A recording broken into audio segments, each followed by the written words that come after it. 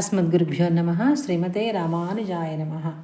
ஆண்டாள் திருவடிகளே சரணம்.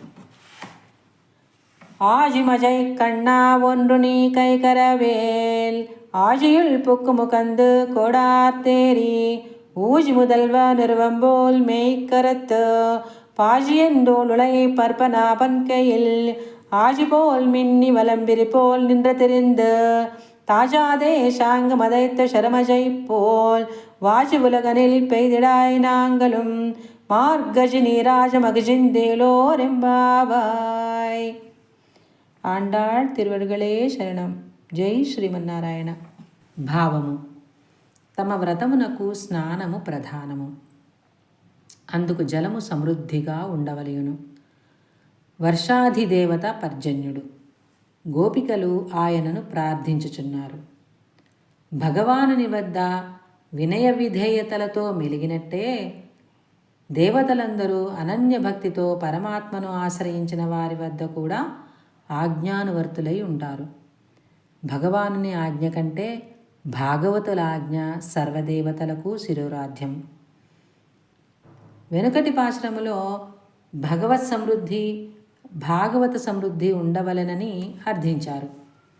ఇప్పుడు భగవంతుని యొక్క కారుణ్య రస వృష్టిని లోకమంతయు వర్షింపవలెనని కోరుచున్నారు.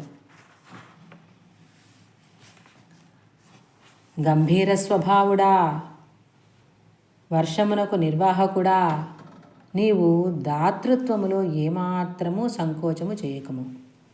సముద్రములో నీరు త్రాగి జగత్కారణభూతుడగు శ్రీమన్నారాయణుని వలె శ్యామలమూర్తివై, దక్షిణ బాహువునందలి చక్రము వలె మెరసి, ఎడమ చేతిలోని శంఖము వలె ఉరిమి, శారంగమును ధనుస్సు నుండి విడివడిన బాణముల వర్షమా అన్నట్లు వర్షింపుము.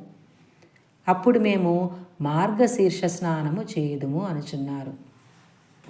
భగవదనుభవము స్నానమే స్నానము అని ఇచట నిరూపించబడినది. స్నానమునకు రండి అని పిలుచుటయే గాని చివరకు స్నానము చేసినట్లు తిరుప్పావై ప్రబంధములో కానరాదు.